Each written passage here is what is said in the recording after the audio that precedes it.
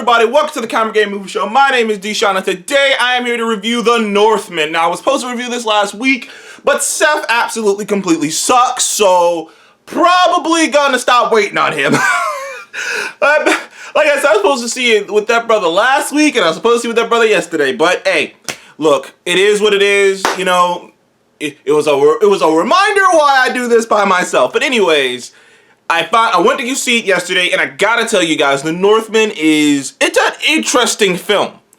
From a filmmaking perspective, from a technical perspective, I've often talked about how there are films that I'm not a huge fan of, but I can appreciate from a filmmaking perspective. You guys know about my whole thing about the Joker movie. While I didn't like the story, I didn't like the characters, I didn't particularly like the characters, and I didn't particularly like I didn't particularly like the direction they were going in with the film. I still end up giving the movie a 7 because from a filmmaking perspective, from a technical perspective, it's a marvel. I mean, the way it's shot, the way it's edited, the way it's the score is amazing. The cinematography is amazing. Joaquin Phoenix is given a performance of a lifetime. Even if I disagree with the direction of the performance, I can still appreciate the performance itself. Like, I walked away being like, look, I don't like this, I don't like that, I don't like this, I don't think it's this grand, great movie. But from a technical standpoint, it is a really great, really well put together, it's a fantastically put together movie with a fantastic performance in it. And for that alone, it's going to at least get a 7 because it's not like they just cheaped out on it and it was a piece of shit movie all up and down and the performances sucked. I say that to say that a little bit of that applies to this film, where The Northman is on a technical level, on a filmmaking technical level. It's one of the best movies of the year. I think it's shot great. I think the scope of it I think the cinematography is fantastic. I think I always forget which Skarsgard this is. It's not Bill. Is it Alexander? I can't remember which Skarsgard this is. Like, I get the Skarsgards confused. There's like 3 of them that I see all the time. One of them is Pennywise, one of them was Tarzan, and the other one was in fucking Pirates of the Caribbean and the Thor movies, okay? I get the Skarsgard's names confused. I know them, but their names confuse me. Either way, Buff Skarsgard. There you go. Buff Skarsgard. That's one. He's the buff one, because the other ones aren't buff. So, Buff Skarsgard is doing a great job playing this conflicted, this just animal, like, because this movie at its core is a fable. I'm telling you, this movie is like, if you're a historian or you're someone who loves that kind of old school, like, Macbeth Shakespearean, it's very Shakespearean. Like, considering it's a Viking fable, like, that's what it feels like. It feels like a Viking fable. It feels like some dude found this slab that was, like, carved on by someone that told the tale of this Viking fable of vengeance. Like, that's what it feels like. When you're watching it, you're like, dude, this feels like some,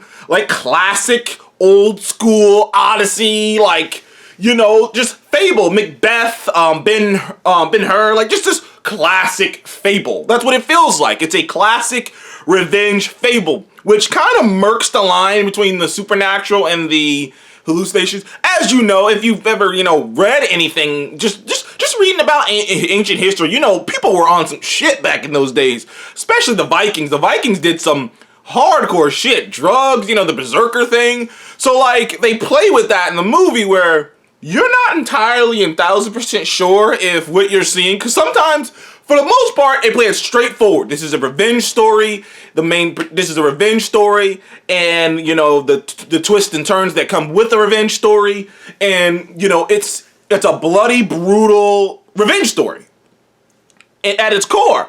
And that's kind of a fable because of how it was foretold and whatnot. And like I say, but a lot of it is played up like it may be supernatural. Now, you can't tell what's supernatural and what's not supernatural because they play with the whole Vikings using hallucinogenics and stuff, you know, like shrooms and things of that nature. So, you know, there's certain aspects of the movie that you're like, I'm not sure if that's really happening or if it isn't. And they play with you a lot. Particularly, there's a sequence, minor spoilers, where the main protagonist has to go get, I can't remember his name off the top of my head, but the main protagonist has to go get a sword, this ancient sword that was prophesied to be given to him to cut down his father's killer.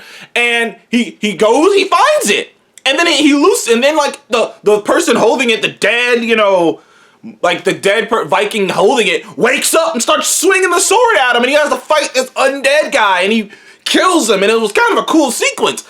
Only to awaken and realize that it was all in his head. So like they play with a lot of stuff like that. Like how much of it is him hallucinating certain aspects, and how much of it is actually happening. And they kind of play with that a bit to make it seem even more mythical, which kind of like is trying to say that, you know, which they're kind of trying to say that the reason that some of these stories seem so old, completely over the top, is because maybe some of these people were not only just exaggerating when they were telling these stories, but they were high off their asses, so they probably thought they really did see all of this stuff. But I digress.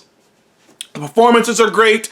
I will say, it doesn't reinvent the wheel. It's not the most insane, like, as revenge stories go, they do a good job of making it gray. Because this entire film is mostly in the gray. And they do a really good job for the first 2 acts of the film of having you in a mindset, because if you've seen the trailer, you know how the main protagonist is feeling. I will kill you. I will avenge you, father. I will save you, mother. I will kill you. Well, he says his actual name. I can't remember his last name, but his uncle. Spoiler alert, his uncle's the one who killed his father and took the kingdom. And he's like, I'm gonna avenge you, father. I'm gonna save you, mother. I'm gonna kill you, uncle. And he says that over and over again, and that's kind of been his mantra. So when he escapes that whole situation and goes off and he's living this hardcore Viking life, like he's just angry. He's just vengeful filled. Like, you know, he's just full of rage. He's an animal, dude. Like that's like, and he does a great job. Skarsgård does a great job of pulling off. He's an animal, dude. He's an animal of pure murderous intent, and you knew they were gonna do something, but like, you know, I'm not gonna spoil the whole movie, but yeah, but the Viking raid scene that you've probably seen in the trailers that they kind of marketed the movie with, it was awesome. The one shot they took, because it was a one shot take, and it followed him all down the cliff, murdering, and it was just awesome, dude. It was the best scene in the entire film. That one scene, I mean, there were some cool scenes in it, but that was by far the best scene in the entire movie, and it never kind of got back up to that level of awesomeness with the Viking things. Like, I'm telling you, dude, that shit had me thinking about, like, I know some people have issues with Valhalla, you know, Assassin's Creed Valhalla and whatnot, but man, dude, like, I was playing that thing, man. I was just like, damn, I feel like going home and playing Valhalla, dude. This is badass. I mean, it's not great because what's happening in slavery and rape, and it's not great, but it is that's the thing this movie does. It's very unapologetic in its depiction of the Vikings in that entire era of just how brutal and just how blunt it is. Just how quickly you can go from enslaving people to being slaved, and the cycle of that, of being a slave and then being enslaved, like the cycle of that and all these other things, is just like, it's funny. Like, it's not funny, but it's just like they just play it like that. And in the beginning, you kind of feel like, okay, well, I'm with our main protagonist on this. His uncle killed his father. His uncle stole his kingdom. His uncle stole his mom.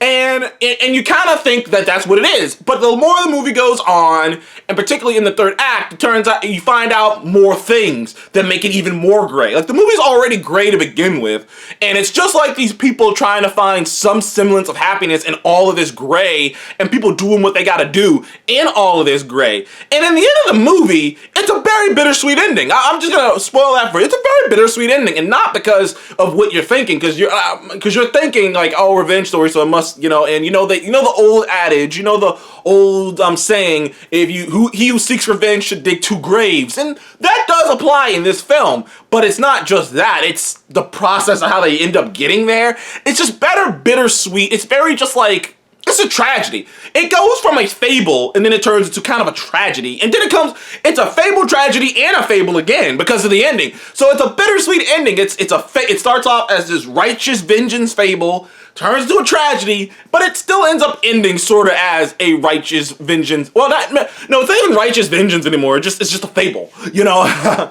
It's just like what happened made this happen, you know what I mean? And in the end, I ended up enjoying my experience. I will say, like, there's a lot of slow parts that are just breathing with scenes, and I don't think this is gonna be for everyone. This is one of those movies that, unless you're really into that kind of styling, I believe this is the same director who did The Witch, I think. I can't remember if he did The Witch. He did something else that was historical. That was like a period piece. I think this is the same guy who did The Witch, but I can't remember off the top of my head. I'm trying to remember. I don't remember. This is a A24 movie, which if you know anything about A24, they do very strange, out there films. That's kind of A24's whole thing. Is they're the studio that pushes things, that do the things that other studios won't do with the budgets, because they're just like, we're gonna do it anyways because we want to be out there. Like A24 really do push it. Like that's their whole fucking thing. And this is definitely a pushing it, because it's a trip, dude. Like if you're into this kind of thing, if you're into period pieces and stuff, you gotta do yourself a favor and go see this thing. If you're into that kind of stuff, see this film. You're gonna have a great time. But if you're not, I wouldn't see it. There's not as much action in it as the trailers show. And there's only about 2 actual good action scenes in the film. The rest of them are serviceable, but they're to serve something else. And honestly, like, you'll be confused. Like, I wasn't, because I've seen so much of this shit. I'm practically on a History Channel all the time.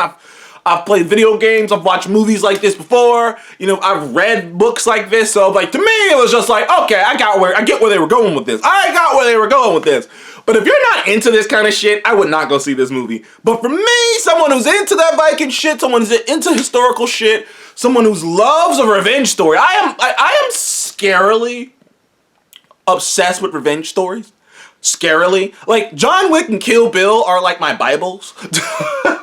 I don't know, there's something just pure about, you did me wrong and I'm gonna fuck you. Like, that's it. You fucked me, I'm gonna fuck you. There's something very pure about that to me. Like real pure. It's why I love The Punisher, because The Punisher has that kind of purity to it. Just like, you did me wrong, I'm gonna do you wrong. There ain't no, they always do end up kind of wiggly wobbly in the middle, like trying to put something in the middle to make it like, well, I mean, if you look at this, and they do it in here too. They try to kind of go, I don't know, is your vengeance as righteous as you think it is? But I love a revenge story. I love old school fables. I've often told Seth and many others that one of my favorite stories is The Odyssey. I love that. I'm shocked they haven't turned that into a big, huge movie yet. I'm like, someone needs to get on that, turning that into like a major, huge picture, or at least a huge show or something, The Odyssey, because I love that story. It was so weird. Like, I remember being in school and everyone else just kind of being like rolling their eyes, but me, I'm reading The Odyssey like, this is fucking awesome, because it's basically a comic book, dude. The Odyssey